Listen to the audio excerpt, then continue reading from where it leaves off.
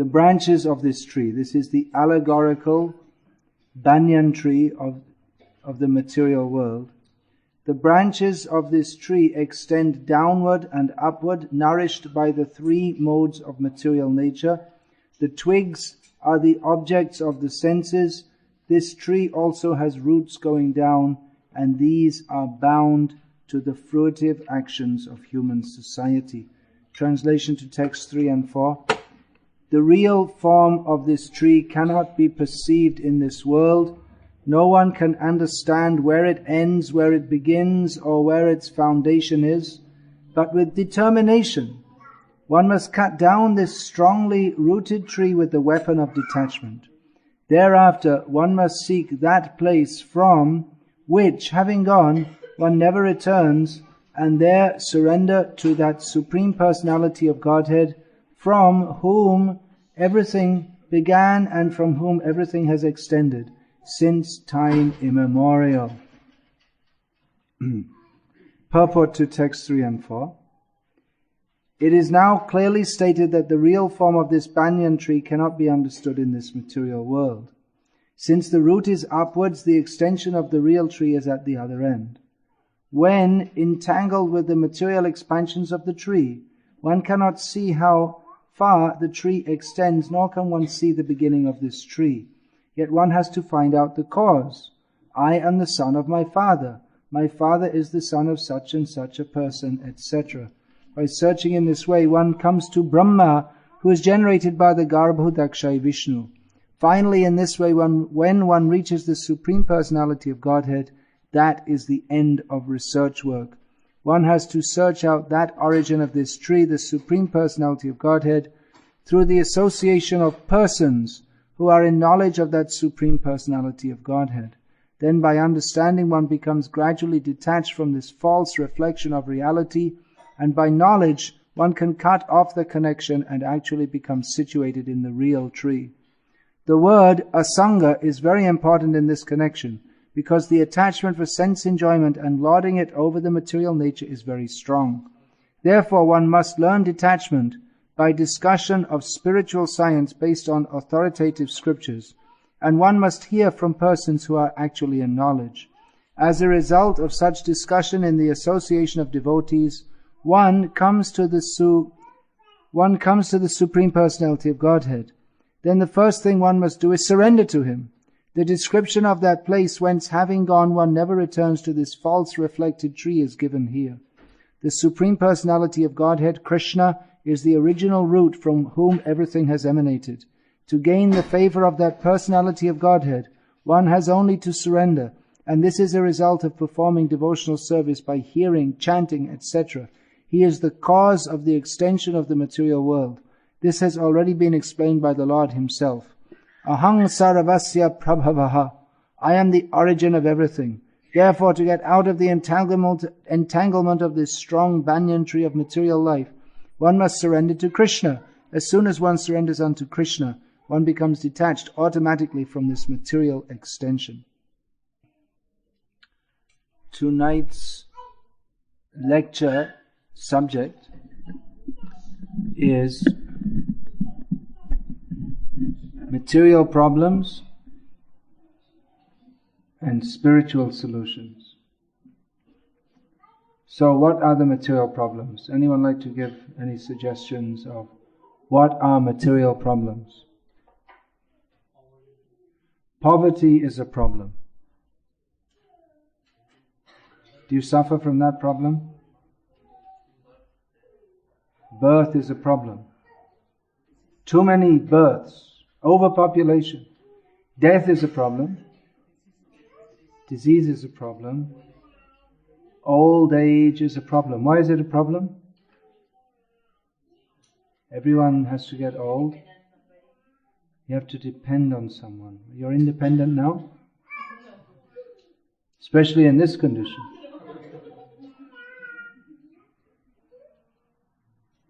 What other problems? Stress and anxiety.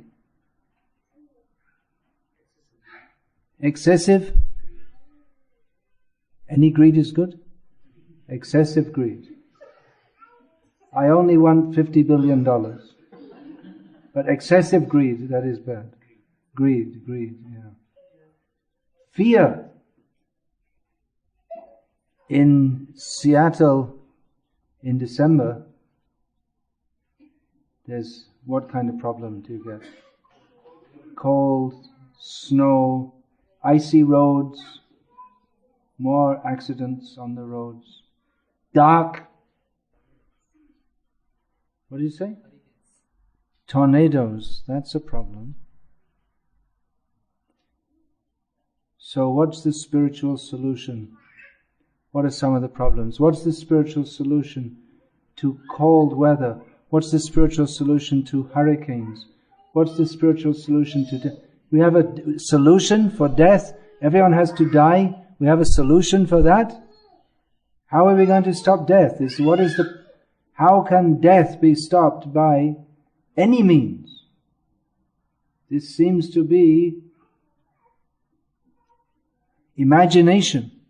If it's cold, then it's a material problem, and there's a material solution, is that you go to a warmer place. So you go into a house which is warm, or you go to Florida, the other side of America from Washington State. But then in Florida, there's a hurricane. So then you drive out to another state, and on the way you crash your car. You may not crash your car. We're hoping that you won't. But the nature of this material world is that there are problems. It's unavoidable. We find that even people who have means, just like you're saying poverty is a problem. Why is poverty a problem? Because poverty means that we don't have enough money to fulfill the basic needs of the body. If it's cold, then we may not have enough money for a blanket or a heating system, or not enough money for sufficient food or sufficiently nourishing food. So poverty is a problem. I'm surprised coming to America this time, seeing so many beggars. In India, we used to see beggars, but in America we don't expect, but so many beggars who are begging, please give some food. America is exporting food, but in the streets of America people are begging for food. So, even those who are not poor, they have the means to solve the problems, it would seem. But of course, money in itself is no guarantee of solving the problem. One can get a heating system for the house in the cold winter, but that actually generates more problems, because due to lack of air circulation, then germs stay within the house, and then people are more liable to get cold and flu. So the solution generates another problem. So you go to the doctor and he gives you some medicine, but it's often found that the medicine that is given, after some time, they find that it has some side effects. You have any doctors here? No, all software engineers. There are many examples of this, just like one of the first commercially marketed contraceptives was called thalidomide, which they said it's an effective contraceptive, taken easily as a pill. But then they found that children were still being born. That wasn't the greatest problem. They were being born without arms and legs, called thalidomide children. So they thought it was a good antidote for the problem of having children, which they considered a problem. But then they found a greater problem was caused. And so many times they found, what's this they put in the soft drinks in India? No, CFCs or carbofluor, what is it? chlorofluorocarbonate, something like that. So for years they were using this as preservatives, and then they found that it's actually carcinogenic. So many people got cancer. They thought that we're making a commercially produced drink, but it becomes rotten in the bottle. It ferments in the bottle. So put in the chlorofluorocarbonate, and that will solve that problem, but then the problem is that you get cancer.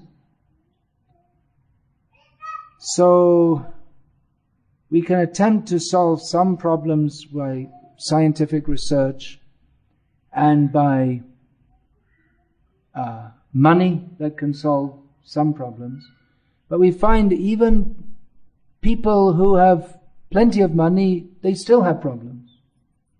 Either they have family problems or personal psychological problems, or even if they have no reason to have any problems, still they feel depressed.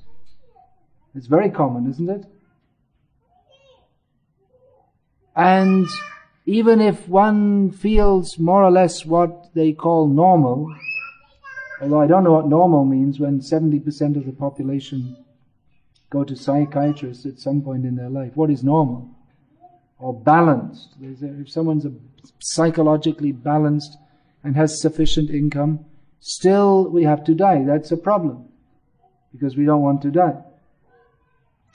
So what is the solution? Is there any solution, or should we just accept there are material problems and we just have to live with it and make the best of a bad bargain, eat, sleep, drink, be merry and enjoy, for tomorrow we shall all be dead? That's one outlook on life.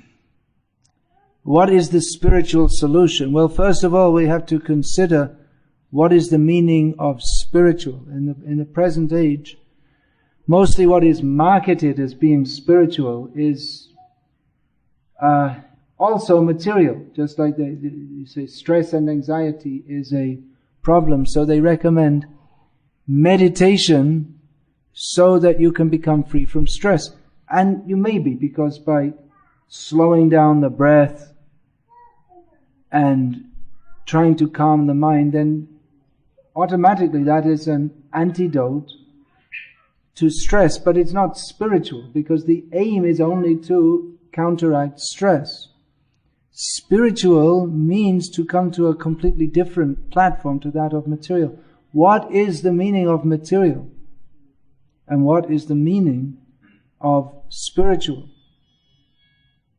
Now, in the Vedic literatures, we're reading here from Bhagavad Gita, which is discussing, these particular verses are discussing what is the solution to the material situation.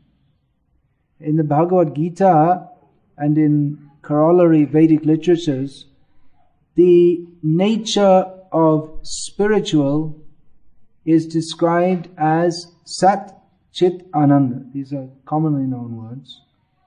Sat means eternal. Chit means conscious, awareness, knowledgeable. And Ananda means happiness. And the material situation is Asat, Achit, Nirananda. Everything in this material world is limited by time. And that's a problem. We would like to live forever, but we are not able to.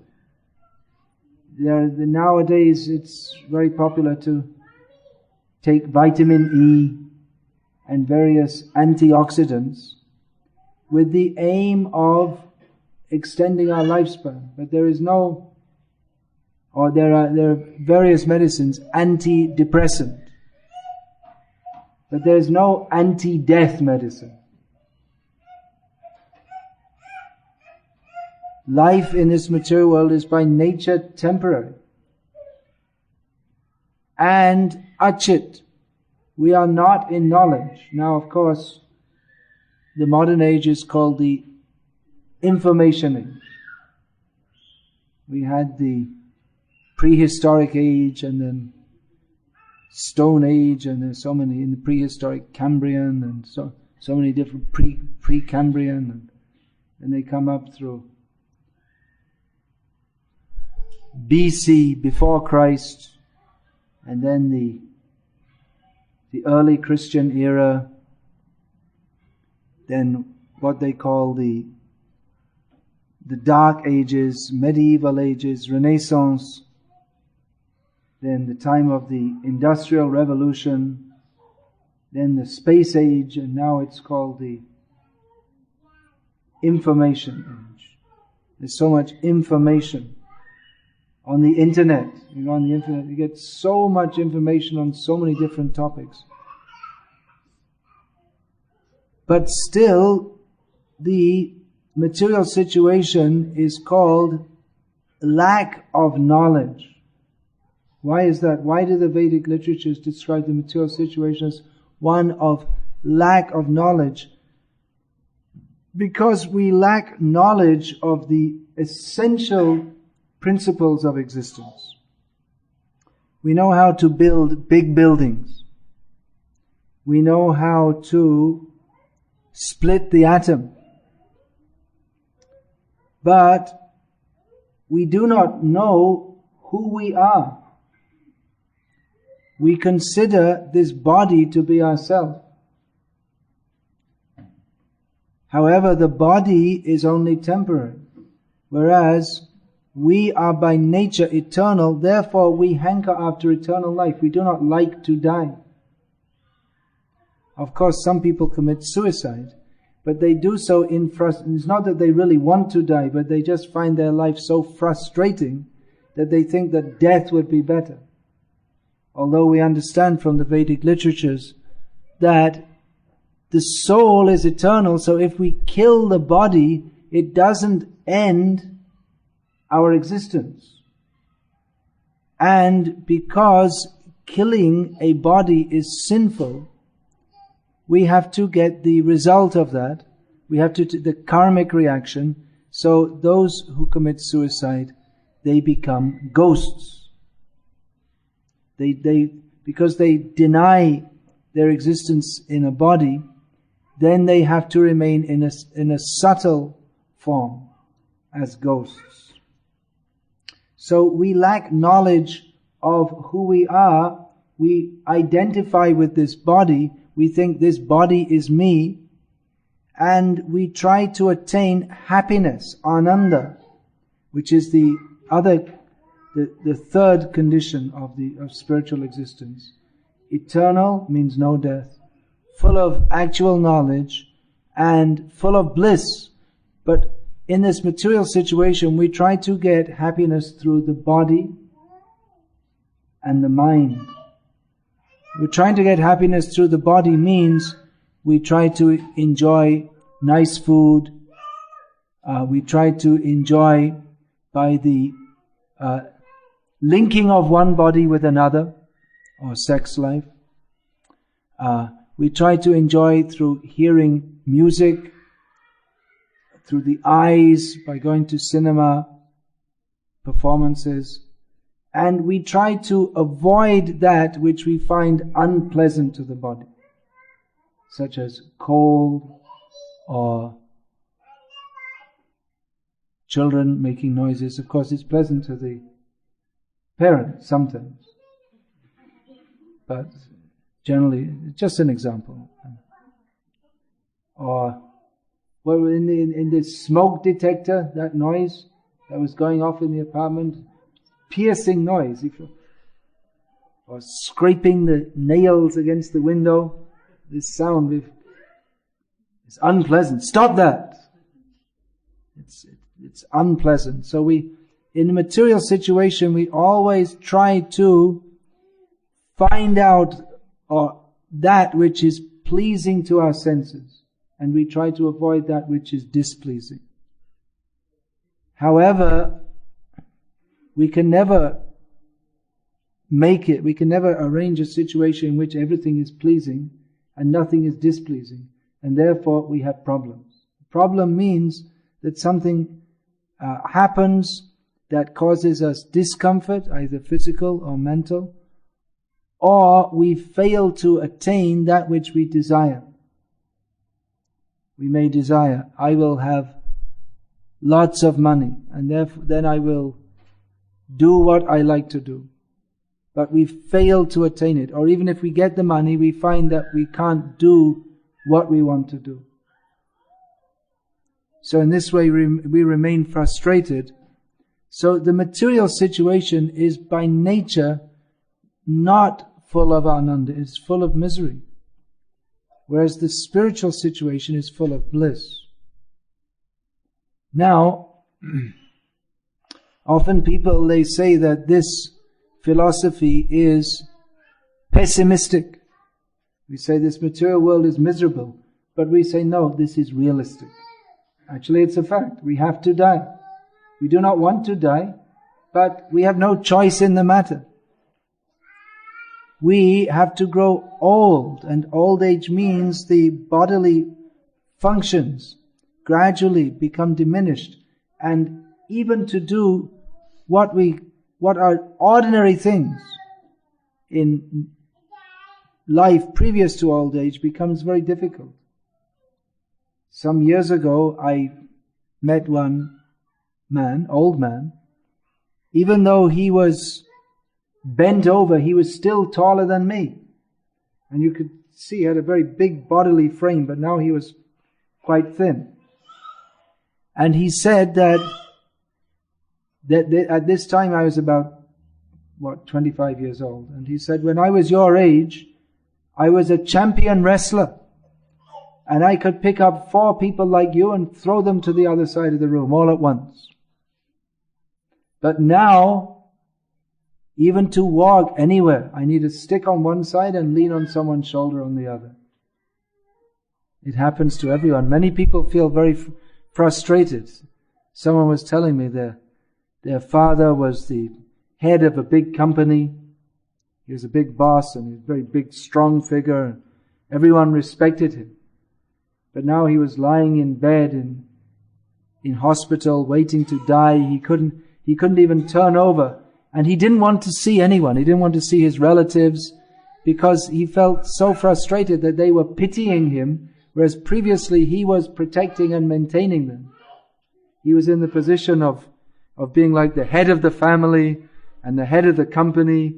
Everyone looked up to him and respected him. And now he's just like an infant that he can't do anything by himself. So he's feeling so frustrated. But he never considered that I will come to this position at some point in time, that you can't remain the head of your company and in a big strong body forever. So old age means everything becomes difficult. Food to digest, if you have teeth, you can chew, but even then to digest, you can hardly digest, and eyesight gradually diminishes, sense of hearing, everything becomes difficult. In old age, the bones become brittle and very easily break. Gradually the body becomes worn down and inevitably death takes place. So to say that this material world is miserable is not pessimistic, but it is realistic. And even if we feel happy, yes, I feel very happy in my present situation, but we cannot remain in it either. However, the Vedic philosophy is not overall pessimistic. We're realistically pessimistic about the present situation that we are in, but at the same time, we recognize that beyond this material situation, there is a situation where there is no old age, death, repeated birth, death, old age and disease. The very fact that we desire happiness suggests that our innate nature is to be happy, and that there is a situation in which we can be happy. Just like the desire, we have the desire to drink water, that we feel thirsty, that desire can be fulfilled by drinking water. The desire, along with it, there is a natural concomitant fulfillment of that desire. We have the desire to eat. We feel hunger. So the fulfillment of that desire is to eat food. So we have an innate desire to be happy, to love. But we find in this material world that happiness or attempts for happiness are always thwarted. And love, if we can find it, it's even family love is becoming increasing. That which was considered normal in previous generations is now almost forgotten in modern culture. But even if we do have loving relationships, they are cruelly, it seems, broken by the force of time. So we can be totally pessimistic and say, well, there's no love because we haven't experienced it. Or we see that our attempts at love have been thwarted again and again. But actually, the followers of Vedic philosophy, they are most optimistic. Not foolishly optimistic. Just like we may say, we wish you, someone is lying on the bed, 80 years old, they can hardly breathe, and they have all tubes sticking in their body, and it looks obvious that they're not going to be with us much longer. And someone comes to visit them, unlikely, but someone might come to visit them and say, get well soon. It's obvious they're not going to get well. But you may say, well, that's being optimistic. But what's the use of such optimism? Rather, we could advise such a person for his actual benefit, that now you're going to leave this body, and according to our consciousness at the time of death, we get another body. This is how the cycle of birth and death works. It's not arbitrary that someone is born in a rich family, someone is born in a poor family, some living being takes birth as a cat or a dog. One who has cultivated dog-like consciousness in this life takes birth as a dog in the next life. One who has cultivated godly consciousness in this life attains to a godly situation. So, optimism should be realistic.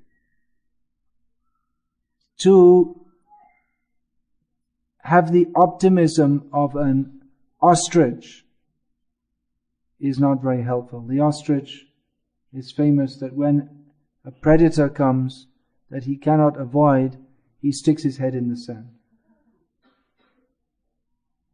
And as if, I can't see him, therefore he can't see me. But it's, or the rabbit which is chased by dogs, he runs away, fear in his eyes.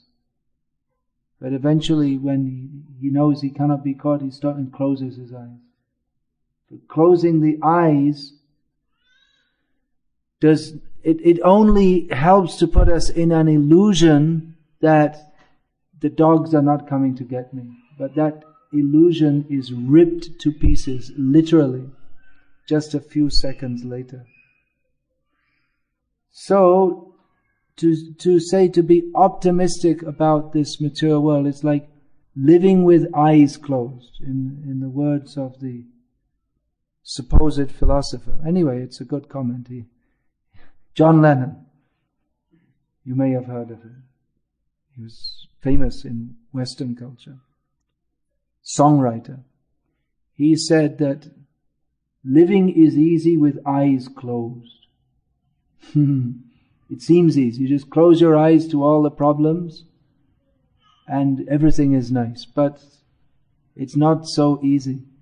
Even if we try to pretend that the problems don't exist, they do exist. You don't pay your bills and you think, well, there's no problem, but then your water gets cut off, your gas gets cut off, you get kicked out of your apartment. So we can pretend that the problems don't exist, but they do, and they catch up with us. So the Vedic philosophy is realistic in a holistic sense. This word holistic is very popular nowadays. The holistic approach to life considers all the needs of human beings, and not only human beings, of every living being and even of the planet. The holistic approach to life means that we shouldn't just think in terms of what we need for our body, but we have mental needs, sensual needs, intellectual needs, emotional needs. But what is missing is our spiritual need, which is the central need. Without addressing our spiritual needs, trying to fulfill all our other needs is something like very nicely bathing, putting on perfume, lipstick, makeup, nail polish, setting the hair very nicely when we're suffering from a serious disease but not taking medical treatment. So we may dress the body very nicely, but if there's disease, we should treat the disease. So actually we're all suffering from disease, dis-ease, lack of ease, lack of satisfaction.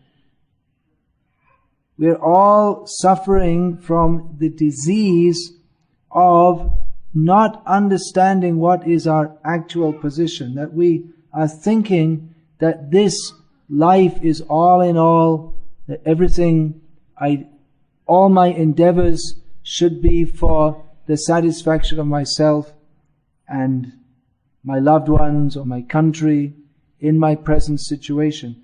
Not understanding that my present situation is not my real situation. It's temporary. But I am eternal. Now I am an American. So we think in terms of America. What is America's best interest? But we don't consider that we're only in an American body for maybe maximum 90 years. And then, after leaving this body, we might take birth in America again. Maybe as a human being, maybe as a tree, or a cat, or a dog. Or we may take birth somewhere else, even on another planet. Depending on our consciousness, we get a certain kind of body. Just like in India, on the border of India and Pakistan, there's always some fighting going on. I haven't been seeing the newspapers for a long time, but when I'm in India, you always, when they've got nothing else to report, they report 23 killed in Kashmir Valley. It's daily news, but when they don't have anything else, they put it on the front page. So that's still going on, presumably, is it? Despite the so-called, sometimes the politicians say, now we're becoming more friendly, and sometimes they say it's more tense. But anyway, it goes on. In Kashmir, what goes on just goes on. Whatever the politicians say, when they say India, Pakistan, bhai bhai, or whether Hindu, Muslim, bhai bhai, or whether they say bye bye, whatever they say, but it just goes on. So the Indian soldiers up in the Kashmir Valley or on the line of control or whatever it may be, in Kargil, they may be fighting against Pakistani intruders. Of course, they're supposed to be non-Pakistanis, but anyway. So at the time of death, they may be shooting their gun, but they get shot, and at the time they're thinking, I hate Pakistan. So because they're thinking of Pakistan at the time of death, they take birth in Pakistan. And next life they may be fighting against India. That's how it works. Whatever you think of at the time of death, you get the next kind of body.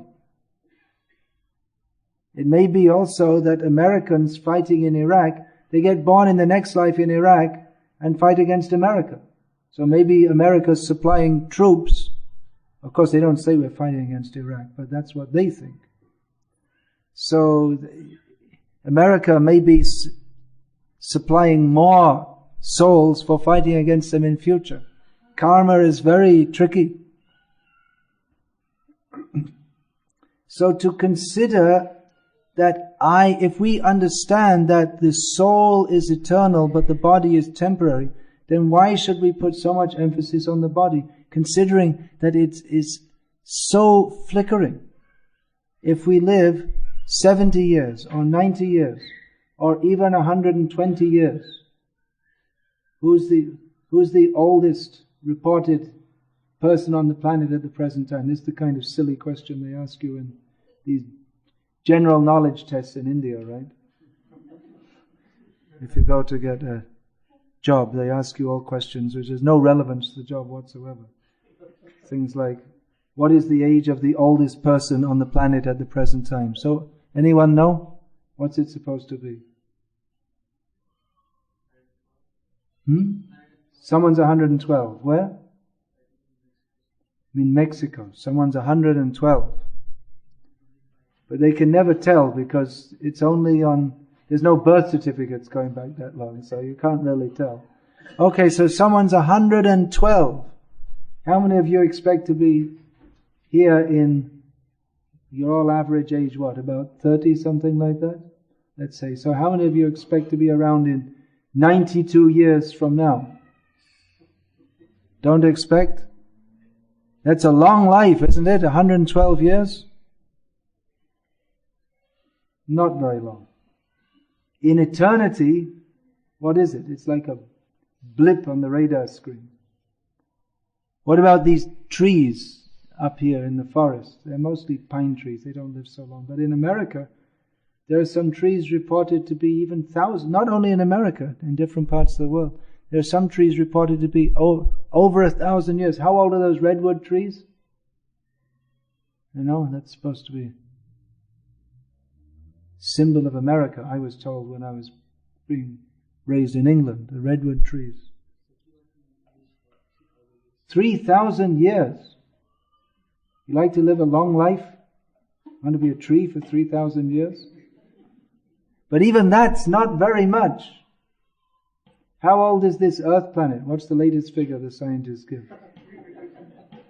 It's always changing, whatever figure they gave. I can't remember what I was taught at school, but I'm sure it's different nowadays. What do they say? 4.5 billion years. That's a long time. Would you like to live for 4.5 billion years? You have to use a lot of makeup. You have to get a pretty wrinkled face by that time. But even that, if we consider what is the nature of eternity, it's not very long. Einstein told us that time is relative. That concept is there in the Vedic literatures. That time works differently on different planets. There's the story of Raivat Maharaj, a great king on this earth planet, who wanted to find out a very suitable match to be the husband for his daughter. So he went up to the planet of Brahma, the highest demigod in the universe, to say, well, you should know, you can see everyone in the universe, you tell me who's a suitable partner. But when he went there, no, he wasn't asking for Brahma to marry him, to marry her. But he was asking, you tell me who can be a suitable match. But as it happened, there was some dancing performance going on at the time. So he had to wait a few minutes.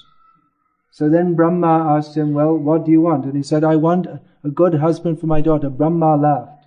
And he said, you've been here 5 minutes.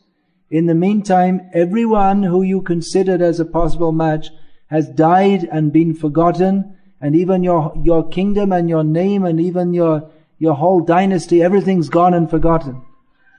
Because the time on that planet is different to the time on this planet. Einstein worked that out. It's all relative according to motion. So, Brahma, how long does he live? Let's try and work this out. Now, there is each kalpa. How long is Kali Yuga? 4,32,000 years. And how long is Dwapara Yuga? Twice that. And how long is Treta Yuga? Yeah, and then Satya Yuga?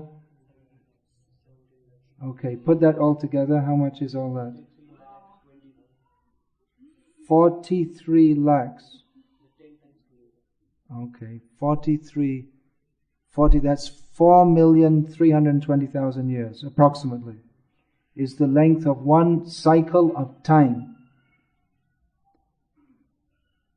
in the universe. And 1,000 of these cycles equals 1 day of Brahma. And his night is just as long. 12 hours day, 12 hours night.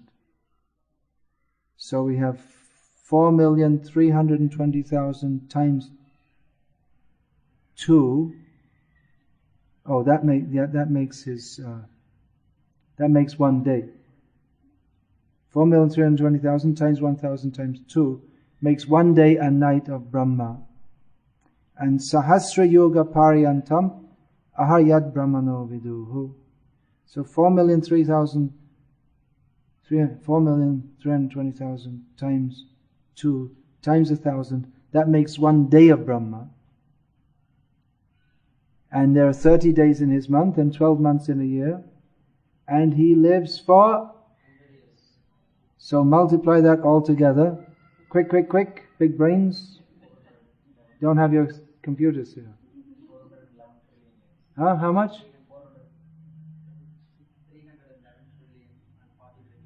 You're looking in the book. That's intelligence. What is a trillion? 100 billion. 1,000 billion. Can't think of it, can we? It's too long to imagine. That's the life of Lord Brahma. And Lord Brahma, that's the length of the universe, of the existence of the universe. And that takes place in one breath of Mahavishnu. So we wish you a long life. How long do you want your life? As long as Lord Brahma's? That's also just a breath of Mahavishnu. And we're thinking, I'm in such stress and such anxiety because my dog has a cold or something like this.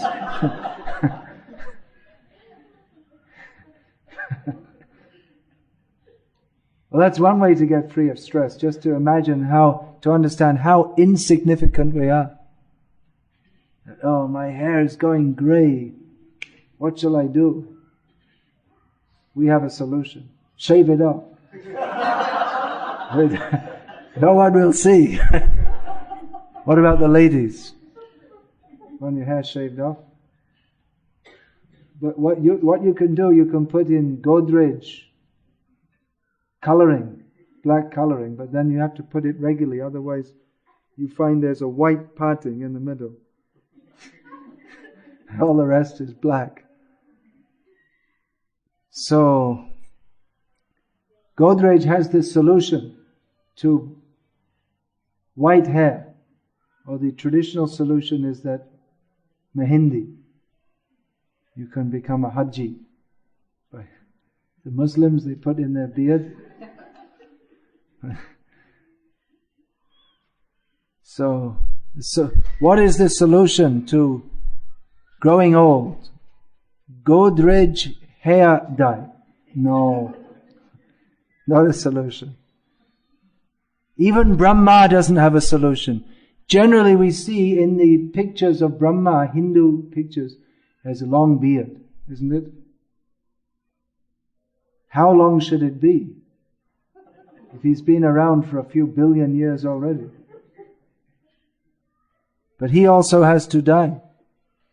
That's why when Hiranyakashipu asked Lord Brahma, make me immortal, he said, I can't. I don't have the ability myself. I'm also in this material world. And what is the solution? The solution to all material problems is to get out of this material world. The solution, in prison there are many problems. Sometimes they complain, oh, the prisoners have very bad conditions. So we should have good conditions? It's supposed to be a punishment, isn't it? So they're locked up. Lack of freedom is a problem. What is the solution to the problem? Get a TV. Get some crack inside the jail. Somehow it's going on. But that's not a problem. The problem needs to be solved by getting out of that condition. So similarly, we are incarcerated in the material condition. As long as we're in this body, we consider I am this body, and we relate to the problems of this body as being my problems. But those problems end with death, that set of problems. That's why sometimes people, they commit suicide thinking that all my problems will be finished. But the problem with that is that giving up this body, we go to another body, we go from one set of problems to another set of problems. We don't get free from the condition of the problematic condition, but we just go to another set of problems. So the real solution to the problem is to come out of this material world and come to the spiritual condition, which is by nature eternal, full of bliss and knowledge. There is the spiritual condition in which there is no death, there is no birth, there is no old age, there is no anxiety, there are no bills to pay.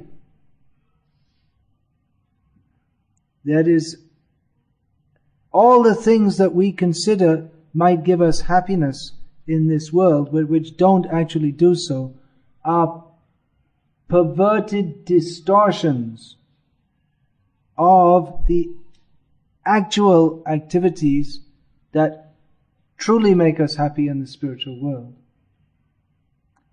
Just like, for instance, people, they try to form relationships, loving relationships, but that is broken by disappointment or by time. But in the spiritual world, everything is eternal and there's no disappointment. And the actual object of love, Krishna, the Supreme Personality of Godhead, never disappoints. Srila Prabhupada sometimes used to say to his disciples that so many times you've been disappointed in trying to love, now you love Krishna. Krishna will not disappoint. Because Krishna is fully satisfied in himself. Even though he's fully satisfied in himself, he desires to love, to spread his love to his devotees. So his love for his devotees is not compromised as love in this material world is by the desire to get something from someone else. Our love means that we desire to get something from someone, or often what goes on in the name of love, especially in the modern age, is actually a desire to exploit others. We say, I love you. A man says to a woman, I love you, but when he's exploited her to his satisfaction, he drops her, which causes so much distress, or vice versa. It may be a woman drops the man or whatever. But Krishna has no motive to enjoy others because he's fully satisfied in himself, and he's so much satisfied in himself that he simply wishes to give love to others. And the nature of his love is not exploitive. It is not based on trying to enjoy the senses. Now in service to Krishna, we offer food to Krishna. And sometimes people say, why do you offer to God? Because he is pleased not exactly with the food. Devotees try their best to cook nice food, but it's the exchange of affection that the devotee is offering with love to Krishna. This is pleasing to Krishna. There's the famous story of how Krishna refused the invitation of King Duryodhana. Come to my palace and eat. And he could give any amount of delectable eatables, but Krishna refused because he knew that Duryodhana had some political motive. He wasn't inviting Krishna out of affection, but he wanted to take some advantage from Krishna. So Krishna refused to go. Then he went to the unannounced, he went to the home of his devotee Vidura. His wife was there, Vidura's wife, who was a great devotee of Krishna. She had nothing at home to offer him but bananas. But in her, she offered that to Krishna. You've come to my home, please take something to eat. We only have this banana, please take it. And she was offering with great affection. And she was so excited that Krishna had come. She was peeling the bananas and giving to Krishna. But in her excitement, she was throwing away the fruit and giving the skin. But Krishna was eating it because he thought that this is given with such love that I should accept it. So Krishna is not hungry for food, but he's hungry for affection. There are so many activities to perform in the spiritual world. It's not simply dull or vibration, but the spiritual world is full of wonderful spiritual activities in relationship with Krishna, who is the wonderful spiritual person. The central point of all spiritual activities is simply to exchange loving exchanges with Krishna, who, being the Supreme Personality of Godhead, can reciprocate fully with his unlimited number of devotees. So there are various activities: dancing with Krishna, eating with Krishna, feeding Krishna, maybe stealing his lunchbox, fighting with Krishna. Young boys, they like to fight. Friendly fight, we say. Swimming with Krishna. So these are all activities which are pleasurable, but the pleasure comes not so much from that we shall eat the food and we shall enjoy, but that we are eating it with Krishna. We are sharing this with Krishna. So the material condition, there is no solution. It is by nature full of suffering. This is not, well, we could say it's pessimistic to say this, but then pessimism about the nature of the material world is realism. But at the same time, we are optimistic that we don't have to stay in this material condition, but we can go to Krishna, which is the life of actual bliss. And we experience this here on this plane. It's not something that you have to wait for, but we can experience it even in our material condition by chanting the names of Krishna, by dancing as we chant the names of Krishna, by hearing about Krishna, by associating with Krishna's devotees. By all these activities, we experience spiritual happiness.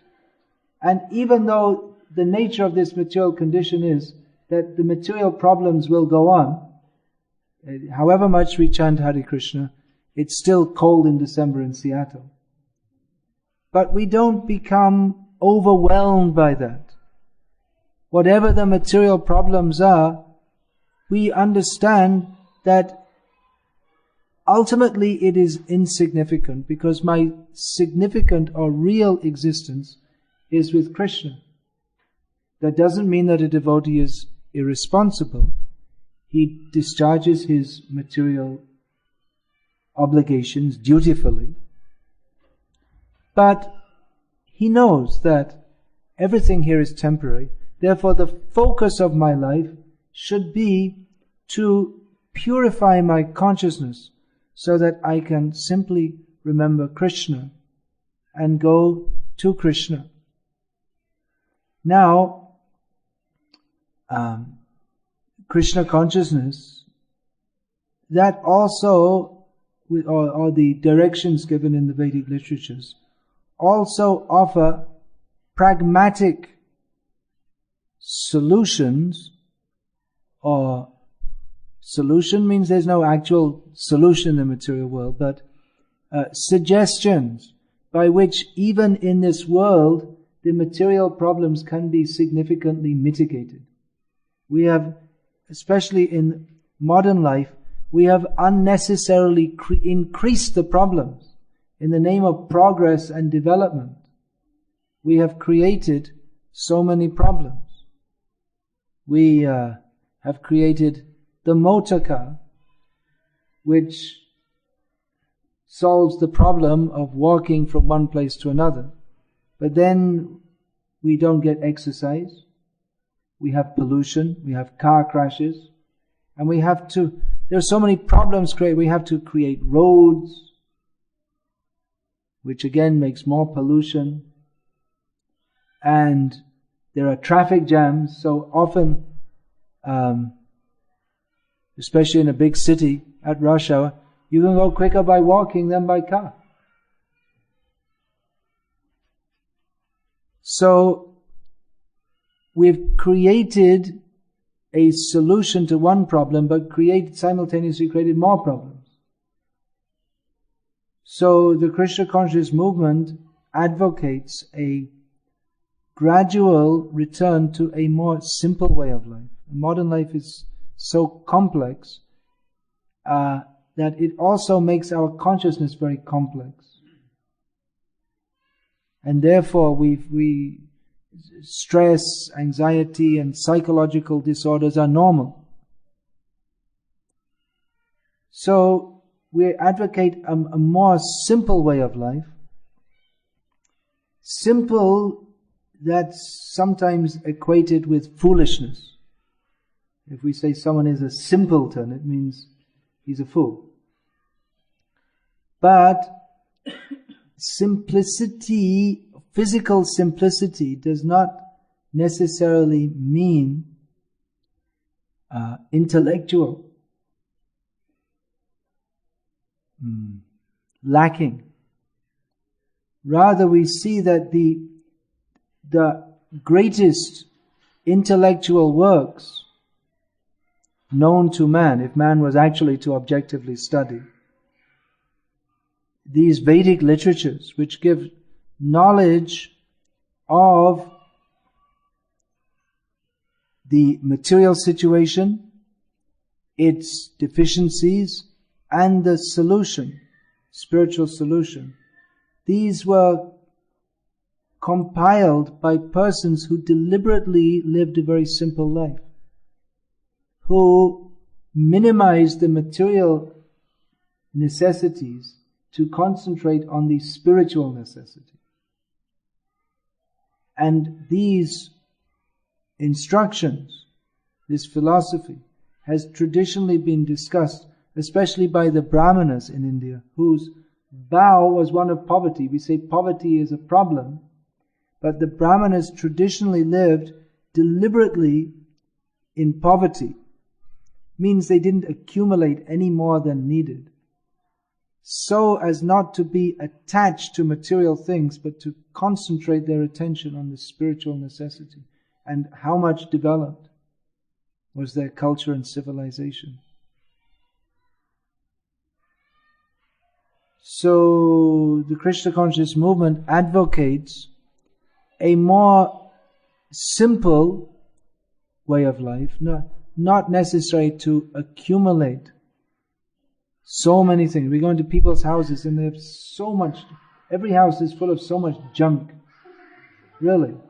So many gadgets and toys. You open the cupboard and hundreds of gadgets which are mostly broken or not used, and 50 pairs of shoes. What do you need so many pairs of shoes for? Yeah. In your next life you become a centipede, but they don't wear shoes. But it's like some desire to have many feet or something. So many pairs of shoes, and then you go in the bathroom and there's, so many different containers. Something for some kind of makeup, and then something to take off the makeup, and 40 different colors of lipstick, and so many different things, just making life unnecessarily complex. So we advertise, live simply, no need for makeup. This is nice. This is nice. You can put this on. Don't waste money on this. You can become more beautiful by chanting Hare Krishna. Please don't go without taking prasad. But we're not serving it yet.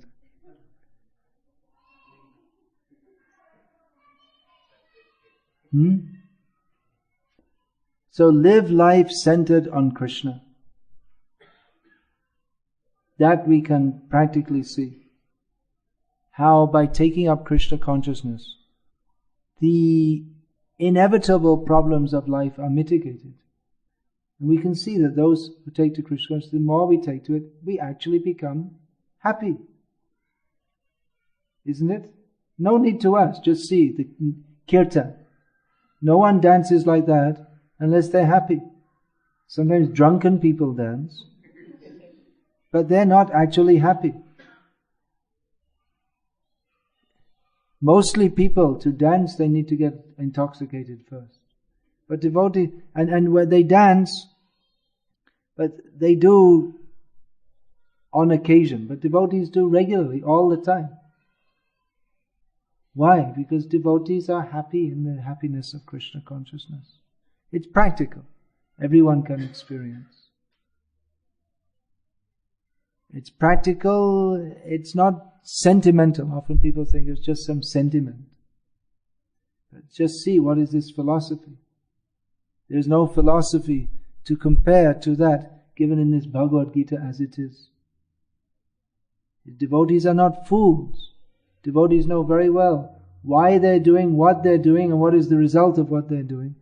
Whereas materialistic people, mostly they never stop to consider why they're doing what they're doing. They don't consider very deeply. They just think, well, I have to get more money and therefore I have to get a better job. And they don't see that everyone has got money, everyone has got jobs when they're miserable. And they don't consider. They just follow the same blind path. A devotee is very intelligent. A devotee is thoughtful and considers that simply accumulating money or going up in the world, getting a bigger position, this doesn't make anyone happy. We don't see such people are happy. They may have a sense that I am better, but this is just false egoism. That's not happiness. This false pride, that's a very bad quality. To be proud, I am better than you. And it's also foolishness to think I am better than someone else, when we're all simply controlled. Any moment, the proud man, I am in control, can be struck down by fate, by time, and becomes helpless. The proud man, now I am in control.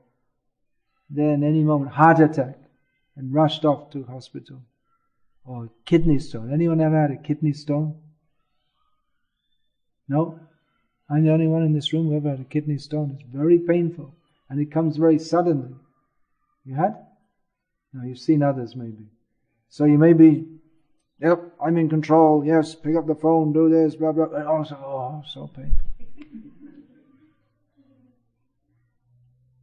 So, the foolishness of thinking, I am in control, I am better, I should go up and show how great I am, this doesn't bring any happiness, actually.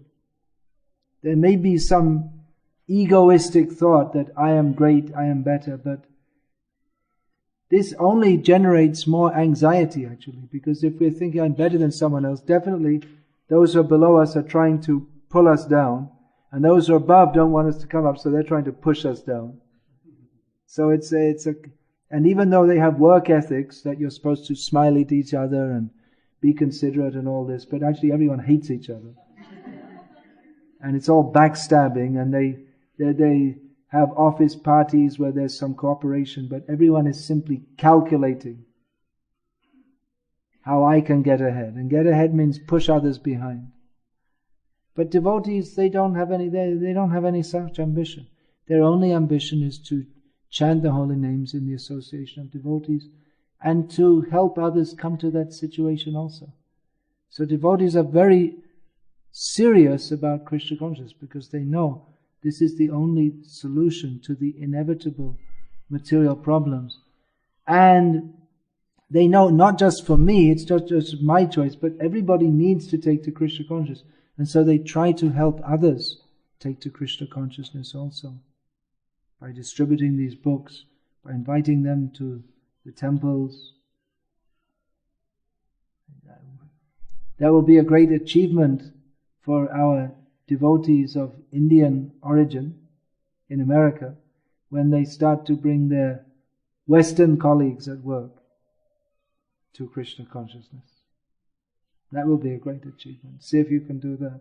At least give them the books, give them prasadam. This is the beginning. Explain to them how Krishna consciousness is the only real solution to all the material problems. Some of you are doing that. You're going out to the fairs, distributing books.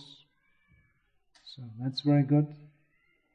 Having come to this country from the land where Bhagavad Gita was spoken, having this great culture which is so much relevant in the modern age. There's so much required. People need to know more so at the present time than in any previous time. People are suffering so much from lack of genuine spiritual direction. So you shouldn't just come here and merge into the American way of life and take advantage of it, but see what you can give. Having got the opportunity to take this knowledge, you please try to distribute this to others. Then your coming to America will be actually successful in the real sense of the term. Is it not? So, Hare Krishna. There's much more to be said about this. This subject is discussed in some important essays in the book Science of Self-Realization, The Science of Self-Realization. Who has that book? The Science of Self-Realization. Who doesn't have? So maybe you can arrange, please arrange, they can get this very practical book, very important book, which clearly explains from the Vedic perspective how Krishna consciousness is the pragmatic solution to all material problems. So Science of Self-Realization, Bhagavad Gita as it is. If you don't have this in your home, please take this. Who doesn't have Bhagavad Gita as it is in their home? Who doesn't have, please? Everyone has. That's good. Well, please read it and find out how to get the best solution to all problems, or the only real solution, which is the path of Krishna consciousness. Are there any questions about this? Most of us are working here in corporate world where people are trying to solve material problems with material solutions. as we are learning the philosophy that Srila Prabhupada taught us, we know that that's not a real solution. First, we have to, present the need of life. We are taking up that occupation. What is the ideal consciousness with which we should do our work? What is the ideal consciousness with which we should do our work? Being, especially being software engineers, which is supposed to be a material solution to material problems. Well, software engineer means that you are trying to solve problems created by this business in the first place. Software engineer means you're trying to make a better program, but the whole thing was just invented to solve problems, but then it itself creates problems. Because you're always trying to make it work more efficiently.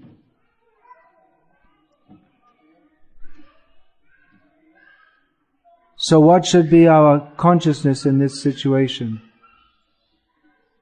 Consciousness should be that somehow by the arrangement of fate, which means ultimately the hand of Krishna, we are in this situation. So we should utilize it in the best possible way for serving Krishna. We are taking payment for doing the job. So it is our duty to do the job to the best of our ability. But at the same time understand that this is not all in all. So we can do that, but at the same time, just like Krishna told Arjuna, Mam anusmara yudhyacha. You think of me and fight. So you think of Krishna and do this, and within your workplace, you can also try to